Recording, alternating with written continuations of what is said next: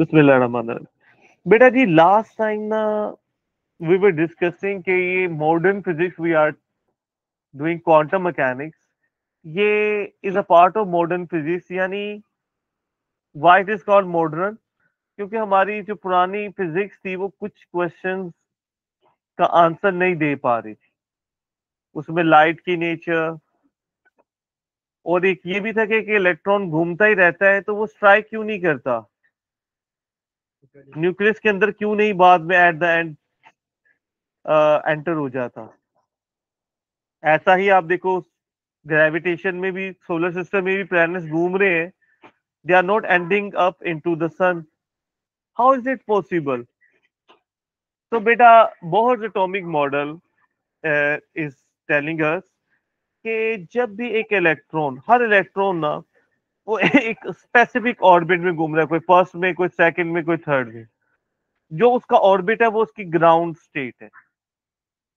और कोई भी इलेक्ट्रॉन ना किस ऑर्बिट पर करेगा ट्रैवल, ये डिपेंड करता है उसके एंगुलर मोमेंटम पर। एंगुलर मोमेंटम हमारे ए लेवल के सिलेबस में नहीं है, दैट इज वाई मैंने वो पोस्टुलेट वहां लिखा नहीं है, यहाँ ऐड नहीं किया। जो मेन हमारा कंसर्न ये है कि जब तक हर इलेक्ट्रॉन का एक अपना स्पेसिफिक ऑर्बिट होता है और जब तक वो अपने ऑर्बिट में होता है तो वो ना तो एनर्जी एब्जॉर्ब करता है ना एनर्जी रिलीज करता है इलेक्ट्रॉन, राइट।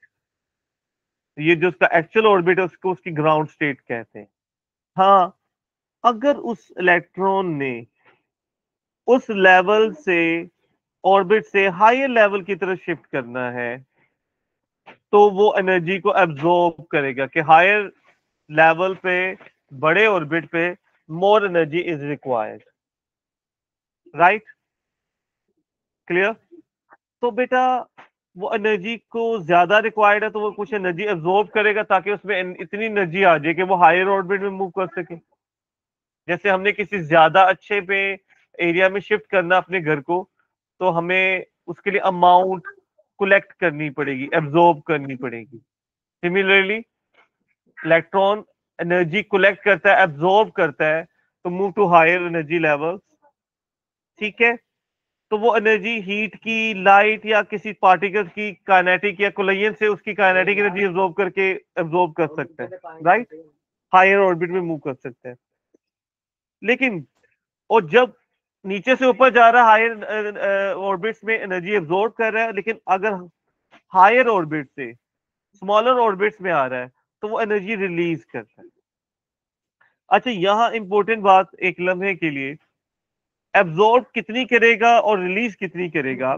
हमारे पास ऑर्बिट ओल्डर मॉडल के अकॉर्डिंग वो ये सर्कुलर से होते हैं या एलिप्टिकल कह लें। तो लेकिन अगर हम हर ऑर्बिट का एक छोटा सा पार्ट देखें, इतना सा, सिर्फ इतना सा, तो almost looks to be straight line. तो हम उसको लाइन से रिप्रेजेंट कर सकते हैं।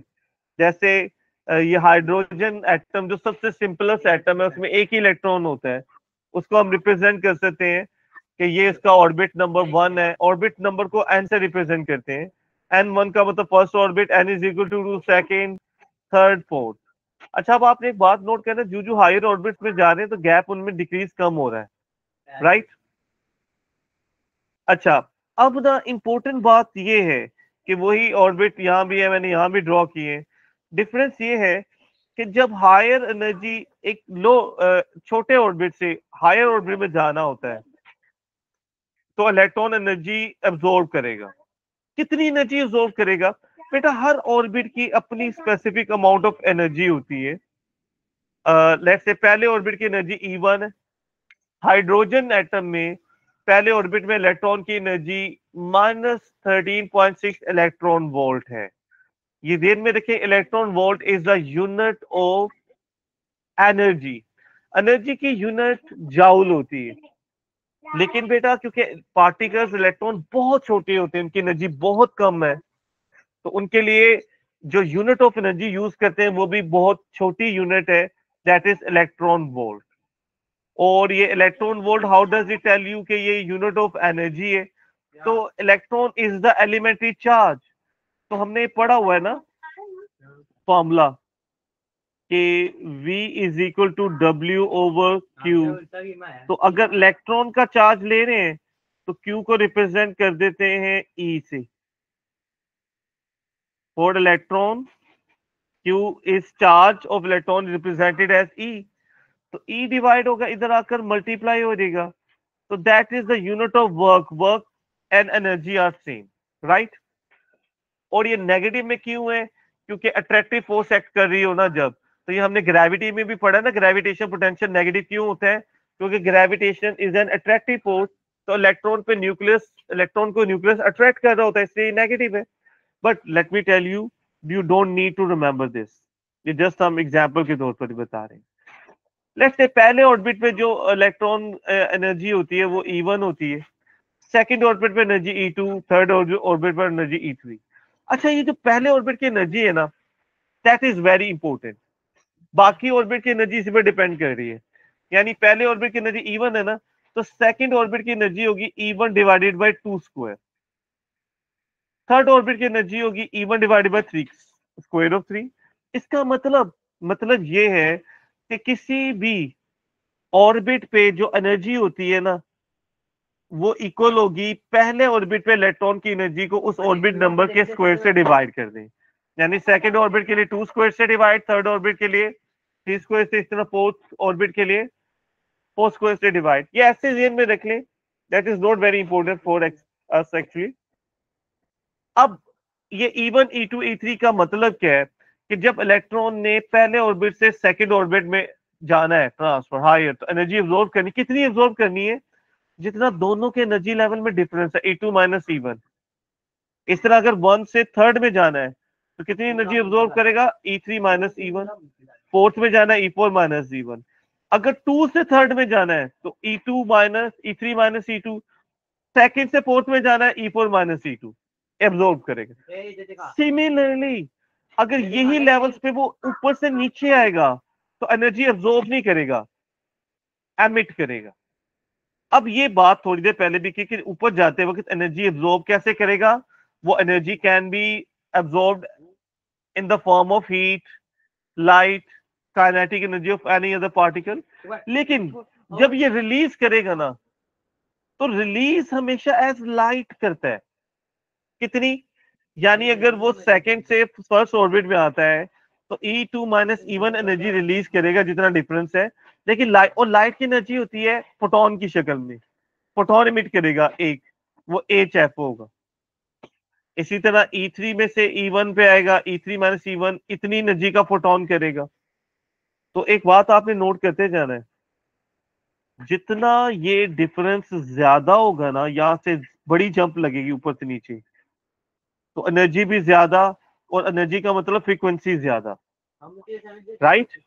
इसका मतलब अगर थोड़ा सा हम फोकस करें कि यहां से यहां जंप लग रही है, तो ये जो फोटोन आएगा उसकी फ्रीक्वेंसी सबसे ज्यादा होगी, राइट। अगर फोटोन इधर से इधर आएगा, उसकी फ्रीक्वेंसी सबसे ज्यादा,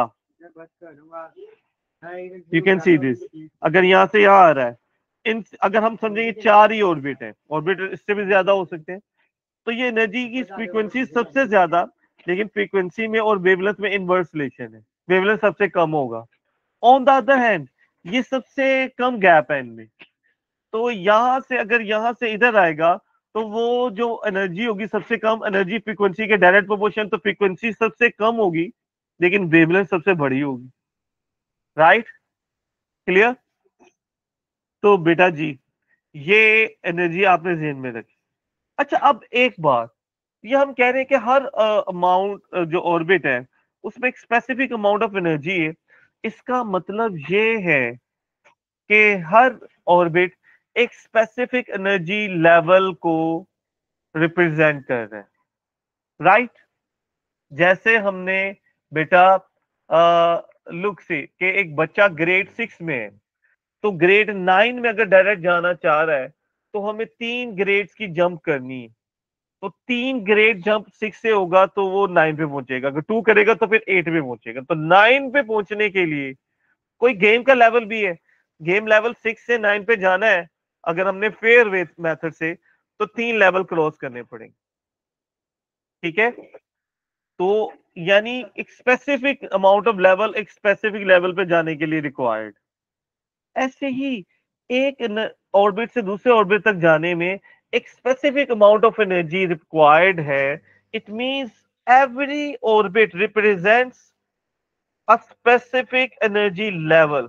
हर ऑर्बिट का एक एनर्जी लेवल होता है। इसका एविडेंस क्या है? इसके एविडेंस के लिए यहां तक हमने कुछ लास्ट टाइम डिस्कस कर लिया था। हम थोड़ा सा बेसिक पे वापस जाते हैं जूनियर क्लासेस में।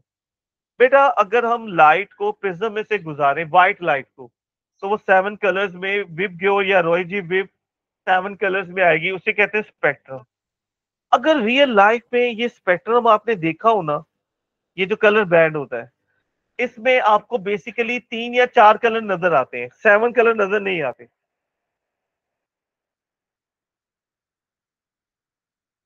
लेकिन है 7 कलर। आपने गौर करना है कि जहां दो कलर जो उनसे होते हैं, मिल रहे होते हैं ना, उनकी बाउंड्री में उनके मिलने से एक डिफरेंट कलर बन रहा हो। यानी रेड और ऑरेंज के बीच, रेड और येलो के बीच में ऑरेंज नजर आएगा। ठीक है, येलो और ब्लू के बीच में ग्रीन नजर आएगा कलर। तो उनमें ना, ये स्पेक्ट्रम में एक कलर खत्म कहां होता है, दूसरा स्टार्ट कहां होता है, ये हमें पता नहीं चलता। उनकी बाउंड्रीज वेल डिफाइंड नहीं होती। तो such a spectrum is said to be continuous spectrum. ये कब बनता है? जब व्हाइट लाइट या सनलाइट को प्रिज्म में से पास करते हैं। लेकिन हमने लैब में करके देखा, ये जो घर में एनर्जी सेवर एलईडी है, मोबाइल की लाइट है, उसको प्रिज्म में से गुजारते हैं ना, तो हमें ऐसा और ऐसा स्पेक्ट्रम नजर आता है। यानी 2 या 3 कलर नजर आएंगे डिफरेंस में, बीच में डार्क होएगा। इसमें हमें क्लियर नजर आ रहा होता है कि ग्रीन यहां से स्टार्ट हुआ है तो यहां पर एंड हुआ है। ये एग्जाम्पल के तो वो मैंने कलर ड्रॉ किए हुए कि येलो यहां से स्टार्ट हो रहा है, यहां पर एंड होगा। कलर की रेंज में डिफरेंट होती। ये मैंने ऐसे एग्जाम्पल के, ऐसे स्पेक्ट्रम को we call line spectrum. Line spectrum क्या होता है? Which has defined boundaries for colour, और उसमें सारे कलर नहीं होते। ठीक है, यूजुअली बाउंड्रीज का पता चल जाता है। कलर ज्यादा सारे भी हो सकते हैं, ज्यादा भी हो सकते हैं, लेकिन कई तरह के है लाइन स्पेक्ट्रम भी। लेकिन उसमें बाउंड्रीज डिफाइंड होती है। जबकि जो नेचुरल लाइट आ रही है, उसमें सारे कलर्स नहीं होते। सारे कलर्स होते हैं डिफाइंड, बाउंड्रीज डिफाइंड नहीं होती उसमें। अब ना, अगर हम किसी गैस को हीटअप करें, तो बेटा हीटअप होकर गैसेस ना एनर्जी एमिट करती। वैसे कब एमिट करती? जब आप हीटअप करते हैं ना, तो इलेक्ट्रॉन्स ना अपने लेवल से ऊपर लेवल पे चले जाते हैं। लेकिन इलेक्ट्रॉन में खूबी है कि जब वो हायर एनर्जी लेवल पे जाते हैं, तो वो अनलाइक ह्यूमन बीइंग औकात नहीं भूलते अपनी, जहां से स्टार्ट है वहां पे जरूर आते हैं। तो जो एनर्जी एब्जॉर्ब की होती है, उतनी ही वो एमिट करते हैं। The emit as light. अच्छा, उस हॉट गैस से जो लाइट निकलती है, उसको हम जब प्रिज्म में से गुजारें, तो जो स्पेक्ट्रम बनता है ना, वो ये लाइन स्पेक्ट्रम है, यानी डिफाइंड बाउंड्रीज वाला। उसमें हमें 2 या 3 कलर नजर आ रहे हैं और बाकी ये बीच में डार्क होता है। इसे कहते हैं एमिशन लाइन स्पेक्ट्रम। क्यों एमिशन? क्योंकि ये हॉट एयर ये लाइन एमिट कर रही है, ये लाइट एमिट कर रही है, इसे एमिशन लाइन स्पेक्ट्रम कहते हैं। लेकिन अगर वही हॉट गैस को हम ठंडा कर दें, कोल्ड, और उसमें से हम व्हाइट लाइट गुजारें जिसके अंदर सारे कलर्स हो,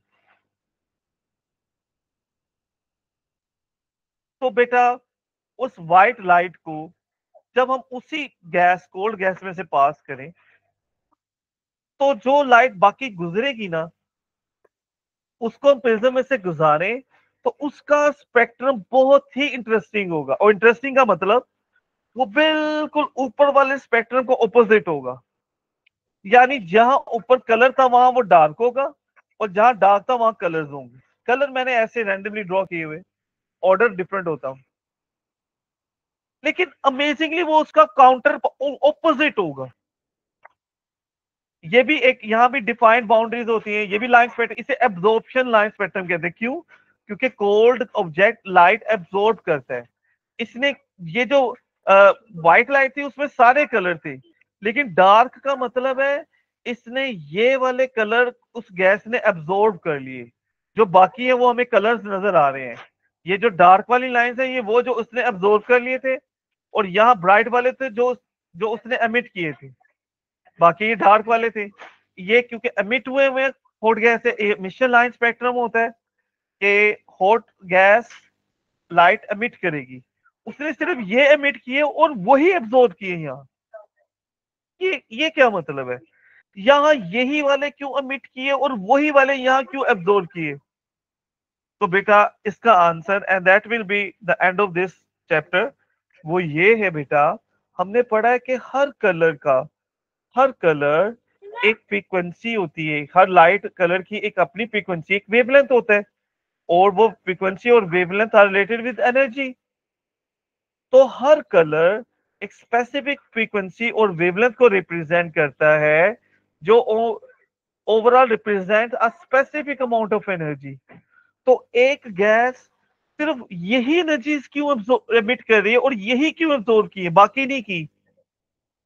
तो बेटा जैसे एक रिंग है, इस रिंग में हम बहुत छोटा ऑब्जेक्ट डालेंगे वो गुजर जाएगा, बहुत बड़ा ऑब्जेक्ट भी डालेंगे वो उसके ऊपर टिक जाएगा, फिट नहीं होगा।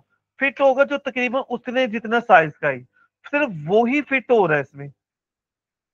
इसका मतलब जो फिट हो रहा है रेड वाला इसमें, वो ना इससे बड़ा ना छोटा है, almost of the same size. तो बेटा सिर्फ यही वाली लाइट क्यों एमिट हो रही है, यही क्यों अब्सॉर्ब हुई है यहाँ पर? और हर लाइट एक फ्रीक्वेंसी वेवलेंथ, यानी एक frequency fix amount of energy को, इसका मतलब है ये एमिट तभी कर रहा था जब इलेक्ट्रॉन एक लेवल से, एनर्जी लेवल से दूसरे एनर्जी लेवल में आता है, और वो हर मर्तबा यही कलर रिप्रेजेंट करने का मतलब कि वो यही वाली एनर्जी रिप्रेजेंट कर रहा है। इट मींस जैसे एक ऑर्बिट से नीचे आने में दूसरे ऑर्बिट में आने में जो एनर्जी है, वो एक फिक्स अमाउंट की जो डिफरेंस है वो रिलीज होगी। तो इसका मतलब दिस गिव्स एविडेंस कि वाकई हर ऑर्बिट में स्पेसिफिक अमाउंट ऑफ एनर्जी है। और यहाँ यही क्यों एब्जॉर्ब हुई है? एब्जॉर्ब होती है कि इलेक्ट्रॉन ने जब नीचे लेवल से ऊपर जाना है तो वो एब्जॉर्ब करता है। तो कोल्ड गैस में जो एटम है उसमें इलेक्ट्रॉन एनर्जी एब्जॉर्ब कर रहे होते हैं, हॉट गैस में एमिट कर रहे हैं, ऊपर वाले लेवल से नीचे आते हैं, यहाँ नीचे वाले लेवल से छोटे ऑर्बिट से बड़े ऑर्बिट में जा रहे हैं। तो ये यही फिक्स अमाउंट ऑफ एनर्जी क्यों एब्जॉर्ब कर रहे हैं? दिस टेल्स कि एक ऑर्बिट से दूसरे ऑर्बिट में जाने में एक specific amount of energy absorb की हुई वो उतनी ही होती जितना उन लेवल्स में डिफरेंस है।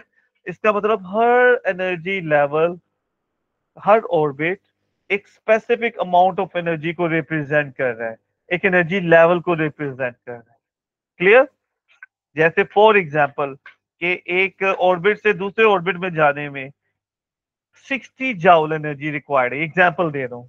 तो आप इलेक्ट्रॉन को 80 जाउल एनर्जी देंगे ना, तो वो एब्जॉर्ब उसमें से सिर्फ 60 करेगा, 20 नहीं करेगा। उतनी करेगा जितना उसने एक लेवल से दूसरे लेवल में जाने में होती। तो दिस गिव्स एविडेंस कि वाकई हर ऑर्बिट में अपना एक स्पेसिफिक अमाउंट ऑफ एनर्जी होता है, वो एक एनर्जी लेवल को रिप्रेजेंट करता है। क्लियर? Will you remember? जी सर। ओके बेटा, अब यहाँ पर ना एक छोटा सा पार्ट और है जो यूजुअली शायद मैं कभी पढ़ाता हूँ कभी नहीं, वो है energy band theory. It's quite easy one, वो हम पढ़ लेते हैं, डिस्कस कर लेते हैं। बेटा जी एनर्जी बैंड थ्योरी ना, ये इसके बहुत क्लोज है जो अभी हमने पढ़ा कि ऑर्बिट्स होते हैं। लेकिन ना ऑर्बिट्स हम कहते हैं एक पाथ की तरह है, एक पतला सा रास्ता है, तो उसके ऊपर से इलेक्ट्रॉन मूव कर रहा है। लेकिन एनर्जी बैंड थ्योरी कह रही है कि वो जो ऑर्बिट, जो हम सर्कुलर सा ऑर्बिट बना रहे हैं, ये एलिप्टिकल सा पाथ है ऑर्बिट का, तो वो ऐसा नहीं है, बल्कि वो कुछ इस तरह है। वो एक खास विड्थ होती है उस पाथ की, जैसे उसका एक ये बॉर्डर होता है, एक ये बॉर्डर होता है ऑन आइदर साइड, तो वो एक रीजन होता है, बैंड होती है। ये जो विड्थ है this is called band, right. तो यानी सिर्फ एक नहीं, उसके पास उस एक ऑर्बिट में कुछ स्पेस होती है जहां वो डिफरेंट जगहों पर लाई कर सकते हैं। ये एनर्जी बैंड थ्योरी होती है। अच्छा, ऑर्बिट ही को बैंड, उसने क्या कि वो पाथ की तरह नहीं, वो बैंड्स हैं। तो जैसे हमारा कोई भी एटम, केमिस्ट्री हमने अगर पढ़ी हुई है, तो एटम में जो सबसे आखिर वाला रीजन होता है बेटा, that is called as valence band, valence orbit, valence shell कहते हैं। तो बेटा इट सेज कि वो वैलेंस बैंड होता है जो किसी भी ऑर्बिट के आखिर में मौजूद होता है। अच्छा, ये बैलेंस बैंड या बैलेंस शेल कौन सा होता है? ये सबसे आखिरी शेल होता है, रीजन होता है। अगर इससे वो इलेक्ट्रॉन बाहर चला जाए, ठीक है, तो वो इलेक्ट्रॉन ना फ्री हो जाता है।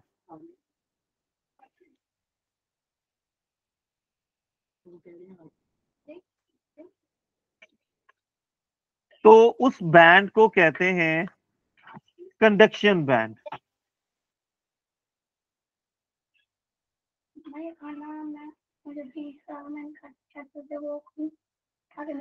कंडक्शन बैंड क्या है कि वैलेंस बैंड से अगर लेट से इसमें कोई इलेक्ट्रॉन है, आप उसे एनर्जी प्रोवाइड करोगे, तो वो यहां से बैलेंस से निकल गया था, तो वो समझो एटम से निकल गया, न्यूक्लियस की ग्रिप से बाहर चला गया,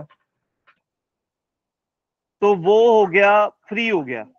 और फ्री इलेक्ट्रॉन किसी चीज में आ जाए तो वो कंडक्टर बन जाता है।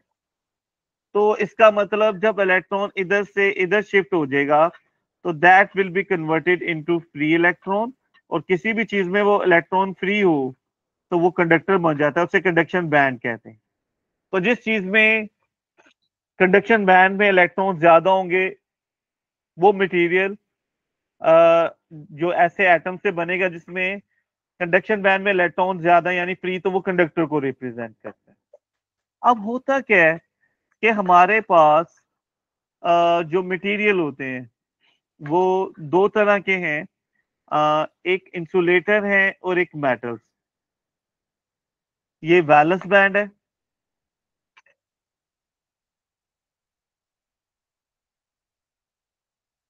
और ये कंडक्शन बैंड है। बेटा ये जो हमारे पास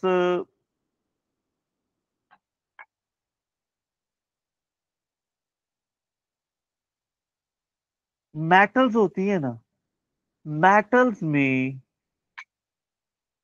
कंडक्टर्स में वैलेंस बैंड, वीबी वैलेंस बैंड और कंडक्शन बैंड ओवरलैप कर जाते हैं। यानी जो इलेक्ट्रॉन इधर होते हैं वैलेंस में, वो ऑटोमेटिकली कंडक्शन में भी होते हैं, तो वो फ्री भी होते हैं। तो इसका मतलब वैलेंस बैंड में तो हमेशा इलेक्ट्रॉन होते हैं, तो वो कंडक्शन बैंड फ्री इलेक्ट्रॉन उनमें हमेशा मौजूद होते हैं।